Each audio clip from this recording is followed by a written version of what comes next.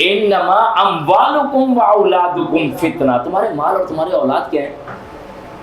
یہ تمہارے لیے آزمائش ہے، کسوٹی ہیں. ہم دیکھیں گے یہ مال تمہارا کدھر لگ رہا ہے، تمہاری اولاد کدھر لگ رہی ہے. اور مال اور اولاد دونوں جگہوں پہ بندہ آ کے چیک ہو جاتا ہے کہ جی اس کا نظریہ حیات کیا ہے، یہ رب کے ساتھ جڑا ہوا کتنا ہے. مال کے ساتھ بھی اور اولاد کے ساتھ بھی ہمارے سامنے چیزیں آ جاتی ہیں. تو اخلاص کے ساتھ تو ان اللہ طیب لا یقبل الا طیبا، اللہ پاک اور پاکیزہ چیزوں کو پسند فرماتا ہے. تو ایک پہلی بات میرے پاس گزارش یہ آ رہی تھی کہ اپنے رشتہ داروں میں، دوست احباب میں چھوٹا سا ایک پرفیوم لیجیے، 100 روپے کا لیجیے. اگر بہتر لے سکتے ہیں تو الگ بات ہے، ورنہ منیمم ایک ریکوائرمنٹ رکھے اور دیجیے. ہدیہ تحادو تحابو، تحفے دیتے اور لیتے رہو، اس سے آپس میں محبت بڑھے گی. بخاری و مسلم کی روایت ہے. اور سیکنڈ لیول پہ کیا ہو جائے گا، جیسے آج ہمارے پاس رمضان ہے، اس میں کیا کر سکتے ہیں؟ اس میں ہمارا طرز عمل کچھ ایسا ہو جائے گا کہ بھائی کسی کے ساتھ روزے کا معاملہ، کسی کے احتیاج کو پورا کرنا، کسی کے ساتھ اسی انداز سے، اچھے انداز سے مل لینا. ایون ایک حدیث مبارکہ میں کیا کہا گیا، تمہارا اپنے مسلمان بھائی کو مسکرا کر دیکھ لینا کیا بن جائے گا؟ ابھی بھی نہیں آپ نے مسکرایا بھائی، صدقہ تو کر دے، مسکرائیں، آپ مسکرائیں بھائی، ہے نا. اور اس میں بھی یار مسکرا تو اللہ اکبر و کبیرہ، پیسے لگ جائیں بھائی، اس سے زیادہ تو ہم اپنا خون جلا لیں گے غصہ کر کے.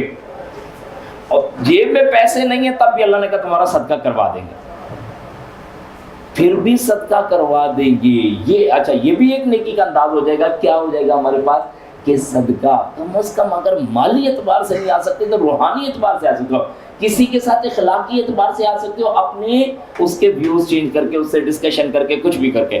تو میں نے آپ سے عرض کیا تحفے کے اعتبار سے، میں نے آپ سے عرض کیا کوئی افطار کے اعتبار سے. البتہ افطار کے اعتبار سے جب بات آتی ہے تو اس کا مطلب قطعاً یہ نہیں ہے کہ اپنی روٹین کو ضائع کر دیا جائے، یہ نہیں کہا جائے، قطعاً نہیں کہا جائے.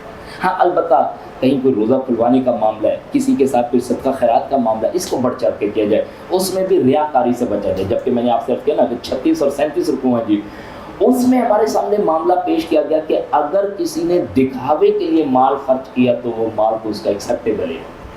من تصدق یرائی فقد اشرک، جس نے دکھاوے کے لیے مال خرچ کیا اس نے شرک کر لیا. اور ہمارے پاس اگر یہ طرز عمل مل رہا ہے نا کہ جناب روڈ پہ بیٹھے ہوئے ہیں، افطار کے وہ لگائے ہوئے ہیں، اور معذرت کے ساتھ وہاں پہ خواتین بھی موجود ہیں اور خواتین کی سیلفیاں بھی چل رہی ہیں، تو یہ کیا ہے؟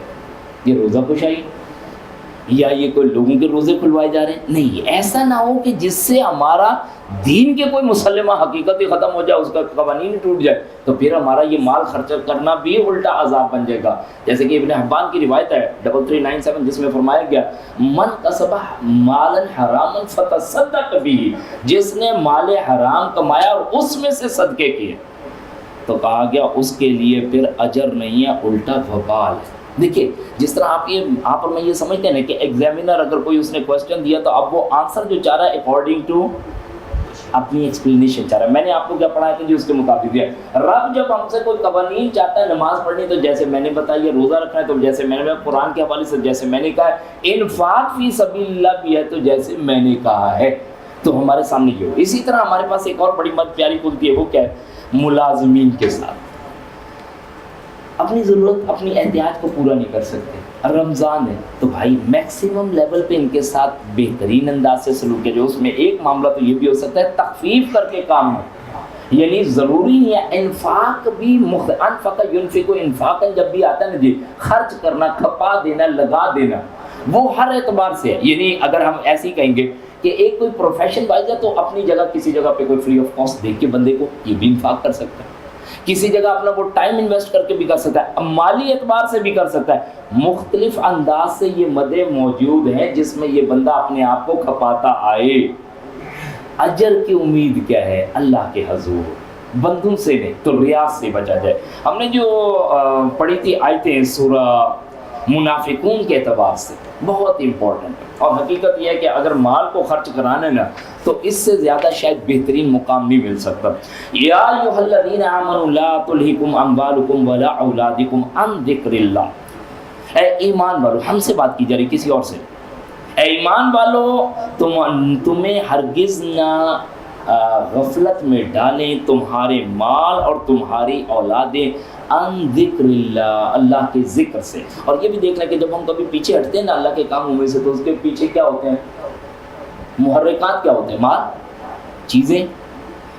معذرت کے ساتھ کہ اگر پیشنٹ آئے اور ادھر سے نماز کا معاملہ آ رہا ہے تو بندہ کہتا ہے بس یہ والا کرنا تو انشاءاللہ پہنچ رہا ہوں. دیکھیں جی، انجینئر اپنی جگہ پھنسے گا، ڈاکٹر اپنی جگہ پھنسے گا، بزنس مین اپنی جگہ پھنسے گا، خواتین اپنی جگہ پھنسیں گی، بچوں کے لیے ویڈیو گیم لگ جائے گی، نوجوانوں کے لیے میچ لگے گا. شیطان کے پاس ہر ایک کا اس کا ٹیکہ موجود ہے، اس نے انہیں اس سے گھائل کرنا، کوئی ایسا مسئلہ نہیں. تو بہرحال نہ تمہیں غفلت میں ڈالیں تمہارے مال اور تمہاری اولادیں اللہ کے ذکر سے. وَمَن يَفْعَلْ ذَلِكَ فَأُولَٰئِكَ هُمُ الْخَاسِرُونَ. اور جس کسی نے کیا یہ تو پھر وہ ہے بہت بڑا خسارہ پانے والا. وَأَنفِقُوا مِمَّا رَزَقْنَاكُم مِّن قَبْلِ أَن يَأْتِيَ أَحَدَكُمُ الْمَوْتُ.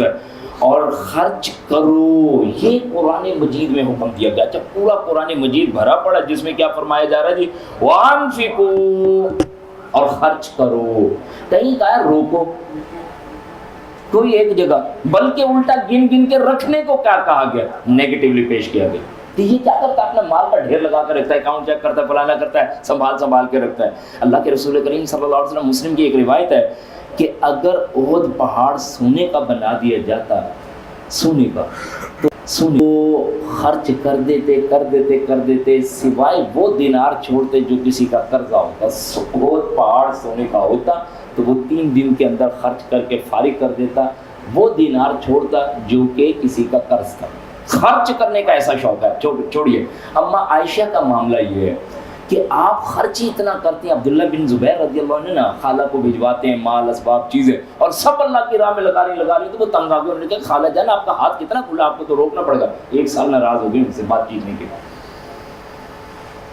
کہ یہ کیا کہ اللہ کی راہ میں لگانے سے مجھے روکتے ہو، دینے دلانے کے روکتے ہو. کہیں روزے کے ساتھ بھی ہیں اور مال اسباب کوئی آیا، خرچ کیا اپنے لیے کچھ نہیں رکھ سکی. تو کہیں ان کی ملازمہ نے کہا ہے کہ آپ کا روزہ تھا، کبھی اگر ہم تھوڑا بہت اپنے افطار کے لیے رکھ لیتے تو بہتر. کہتی پہلے یاد دلاتی.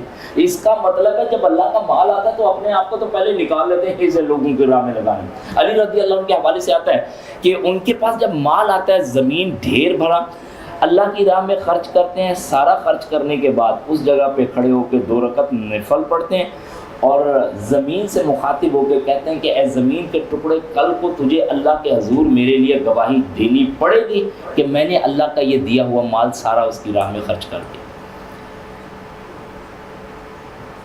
بالکل الگ سوچ ہے جی. کیا کریں، 180 پہ بیٹھے. ہمیں جتنا بھی کہہ لیں گے نا تو ہم نے جا کے پھر گننا کہ یار باقی پیسے کتنے رہ گئے، مہینہ کیسے چلے گا، کیا کریں. ہمارا یہ ایک سرکل ہے، ہمارا ایک زندگی کا انداز ہے جس میں مال آنا ہے، جانے والا کھانے کوئی نہیں.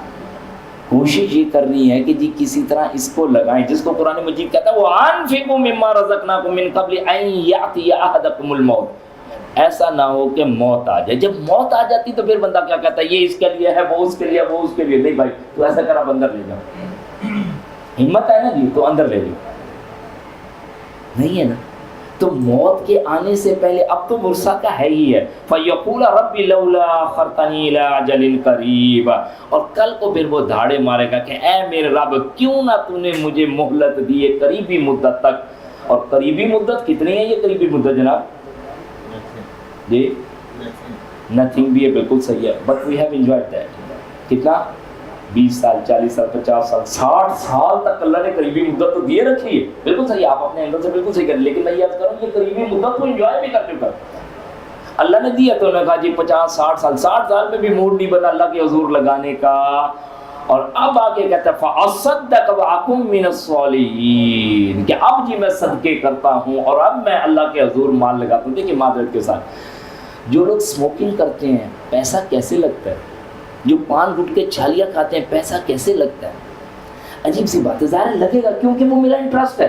اللہ کے حضور کھپنا میرا انٹرسٹ ہی کوئی نہیں، اس لیے مجھ سے لگتا نہیں. چھوڑ دیجئے. گاڑیاں جو لے کے آتے ہیں، نئی گاڑی لے کے ٹائر ہٹوا دیتے ہیں. کیوں؟ یار جو لو پروفائل کی بات ہے نا وہ بات ہی الگ ہے. بتائیے اس روڈ پہ ٹرک نہیں چل سکتا، لو پروفائل چلے گی. کھڑے کھڑے نئی گاڑی پہ 1 لاکھ روپے یہاں پہ بندے نے لگانا ہے. خواتین بہت اچھی طرح جانتی کچن میں اتنا سامان بھرا ہوا پڑا ہوتا ہے نا، یقین کا جو سپر اسٹور والوں کے پاس کچن میں نا بعض اوقات کبھی وہ صاف کرنے کا موقع رہتا ہے تو اندر سے نکل رہا ہوتا، اچھا یہ بھی ہے ہمارے پاس، ماشاء اللہ یہ بھی ہے ہمارے پاس، جی بس صرف اندر ہیرس ہے، باقی تو سب کچھ تھک جاتے ہیں نا ہم لوگ، ہے سب کچھ۔ اگر پیچھے مڑ کے دیکھیں کہ وہاں لگ رہا ہے سارا اللہ کی راہ میں، یہاں ہمارے پاس ہو رہا ہے مسئلہ جمع، کیا کریں، مجبوری ہے، اپنی سوچوں کو روکیں گے، وہ انفقوا اور خرچ کریں گے اللہ کی راہ میں۔ تو یہاں پہ کہا گیا تاکہ وہ بندہ کل کو اس حسرت سے بچ سکے۔ وَلَن يُؤَخِّرَ اللَّهُ نَفْسًا إِذَا جَاءَ أَجَلُهَا وَاللَّهُ خَبِيرٌ بِمَا تَعْمَلُونَ، اور اللہ ہرگز پھر کسی جان کو مہلت نہیں دیتا جب آ جاتا ہے اس کا وقت۔ تو بھائی اس وقت کے آنے سے پہلے وَأَنفِقُوا مِمَّا جَعَلَكُم مُّسْتَخْلَفِينَ فِيهِ، خرچ کرو پھر اس مال کو اللہ کی راہ میں جس میں اس نے تمہیں عارضی اختیار بخشا ہے۔ کون سی چیز ایسی ہے جس میں ہمیں مکمل اختیار ہے؟ زندگی، صلاحیتیں، اولاد کو اللہ اکبر کبیرہ۔ ابراہیم رضی اللہ عنہ کس کی گود میں دم دے رہے ہیں؟ اللہ کے رسول کریم صلی اللہ علیہ وسلم۔ آپ کے اپنے بیٹے تشنج کی بیماری ہے، جسم اکڑ جاتا ہے، آنکھوں سے آنسو جاری، اولاد کو نہیں روک سکتا۔ وہ مما جعلکم مستخلفین فیہ، ہر وہ چیز جس میں ہم نے تمہیں عارضی اختیار بخشا اس کو لگا دو ہماری ساتھ۔ یا اللہ ساری چیزیں عارضی ہیں تو پھر لگائی جائیں اللہ کی راہ میں، کھپایا جائے یہ مال، یہ جان، یہ وقت، یہ اسباب، یہ چیزیں، ہر چیز اللہ کی راہ میں۔ کیونکہ قرآن مجید کیا کہتا ہے، حدیث مبارکہ کیا کہتی ہے، تم جو بھی لگا دو گے اللہ کی راہ میں تو اپنے لیے اس خیر کو سامنے پاؤ گے۔ ایسا ممکن نہیں ہو سکتا کہ تم اللہ کی راہ میں لگاؤ بہترین